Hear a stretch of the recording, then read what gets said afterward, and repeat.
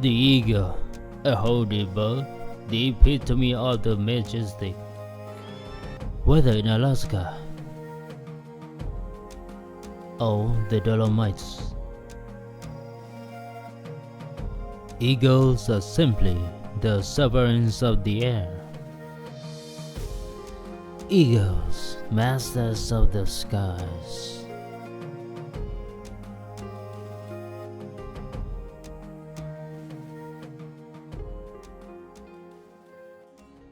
Alaska, the most northerly of the United States of America, is famous for its eagles. And yet, that bird became the symbol for the whole of the United States of America, the bald eagle. Nowhere are there as many of these majestic creatures as on the Chilkat River, right in the south of Alaska. The river is bounded by the Tuxanak Mountains that also feed regularly through the many glaciers. In the summer, this river acts like a magnet to attract brown bears. They look as if they're waiting for something. The mother bear and her cubs are afraid of the males, but he is after something completely different. A different member of the group is more fortunate.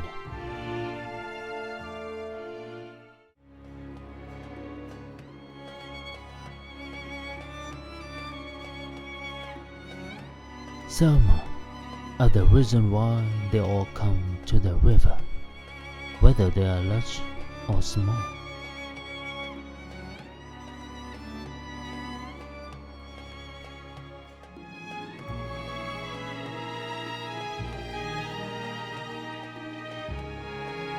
Waiting for the fish to arrive one after another in the breeding grounds can be a tedious business. The younger generation has found an alternative pastime, but before they are able to catch their own salmon, they will be a year older.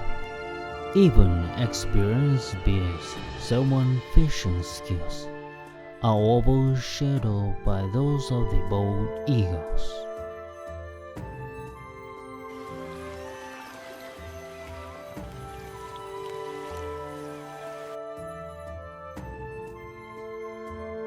And even herbivores such as the moose benefit from the salmon in a roundabout way.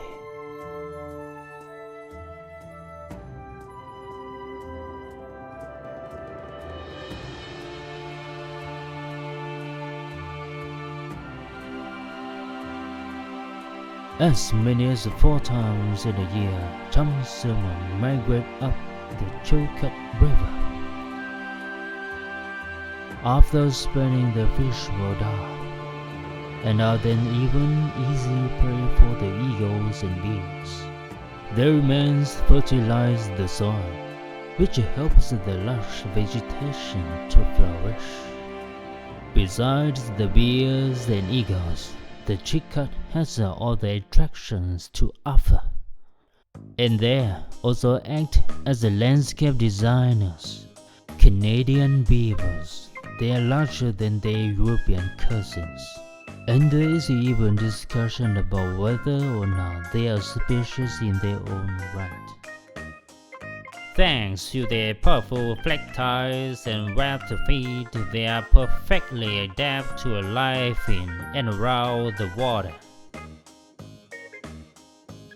The entrance to their lodges are always underwater to provide protection. To make sure the entrance remain under water, beavers build the dams they are famous for. Kids stay with their parents for 2 years before they set out in search of a home of their own. But the main attraction along the rivers is the bald eagles that also rear the young here.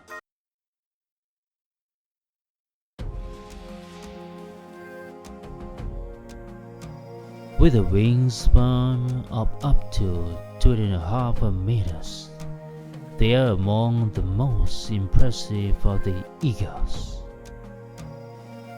As many as 400 pairs live in Chukut State Park all year round, and in 2017, 80 areas were caught. The young remain in the area for nearly a quarter of a year. However, by September at the latest, they must leave the nest, because Alaska's summer is a short one.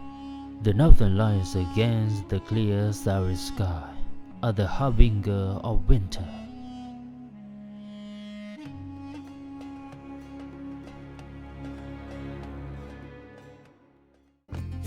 The countryside will often change abruptly overnight, and temperature fall to below -20 degrees Celsius. Mist provides a misty touch over the landscape, an unusual feature where the temperature generally causes all water of any kind to freeze. This is equally puzzling. In some places, increasing numbers of eagles are incongruent. What do they expect for here in this snowy wilderness? Oddly enough, the river is not completely frozen over. This is the reason why mist rises above the water, which is now warmer than the surrounding land.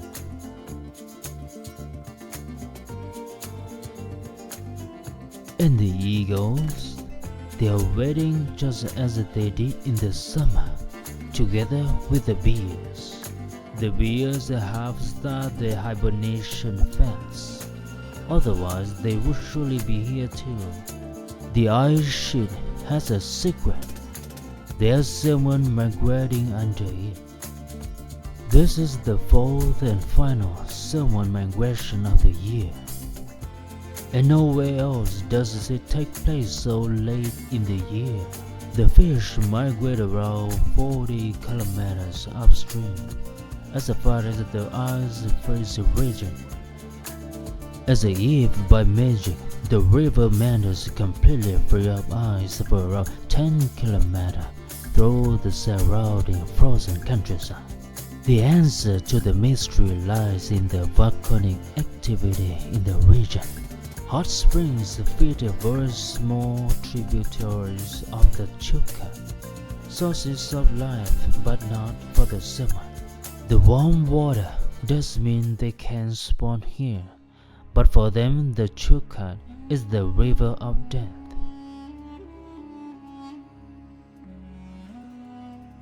As it is often referred to, there are thousands of dead fish floating in the water.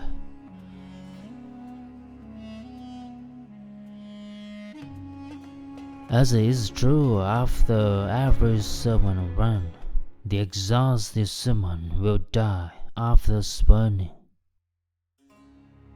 However, for this young eagle, the combination of ice-free water and dead fish means only one thing: life. And that does not only apply to him. 3,000 to 4,500 eagles gather along the Chukut at this time every year, unparalleled anywhere else in the world. The visitors outnumber the permanent residents by 3 to 1. Many came from regions hundreds of kilometers away, and some will even travel 2,000 kilometers from the state of Washington. They are all here because of the salmon dead or alive.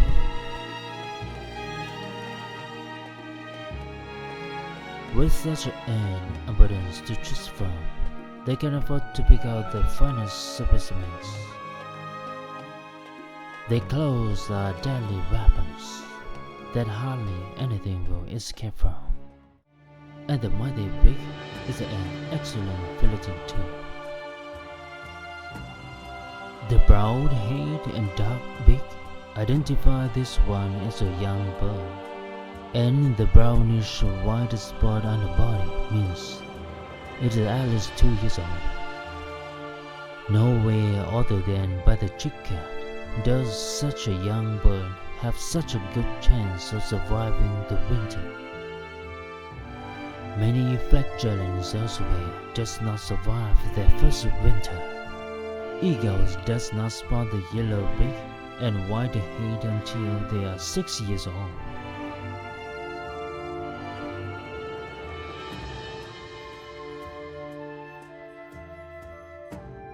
Exhausting flights in search of prey are now recorded here, and the older eagles benefit most.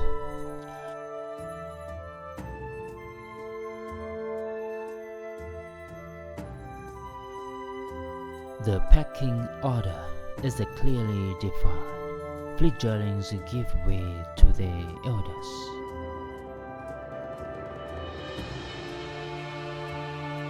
The salmon spawning season is nearly as close. The last survivors are completely exhausted. About 5 to 7 years ago, this salmon had healed and then swam down to the Chitkat into the Pacific. There, they grew until it was time for them to tackle the long, tiring journey back to their nursery. Under the ice sheet, they were safe, but here there are eagles everywhere. Salmon that got caught too early are unable to fulfill the object of their travels, spawning, and those that do spawn are still bound to die here. Throughout the entire immigration, the fish have gone without food. Their fate is sad. A fully grown salmon can reach up to 4 kilos, almost as much as the bald eagle itself. Dragging the fish from the water is a feat of strength, even for the North American second largest bird of prey. Only the condor is larger than the eagle. And there are some cheeky scavengers. They are not frightened off at all by the imposing eagles. Wily ravens will always find a suitable moment to hop in and pinch something.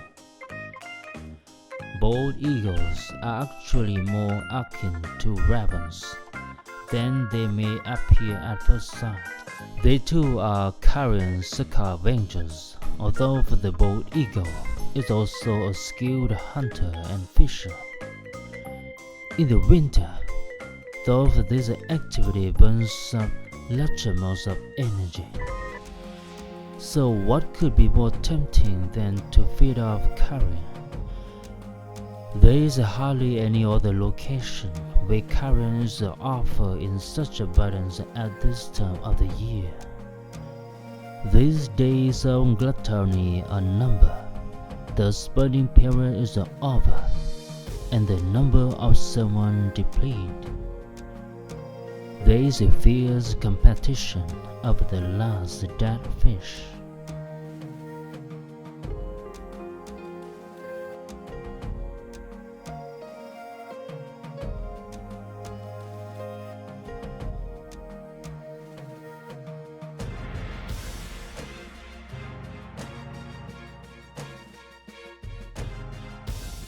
A young eagle makes an audacious attack on the one of the elder ones that fail.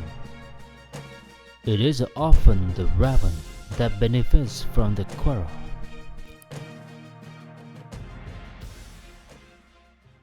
A merbon is hardly a placement. Some birds of prey can indeed eat and digest bugs, but the bald eagle is not one of them. These winter visitors will soon be leaving the Chukka. The binge is coming to an end, and yet comes spring.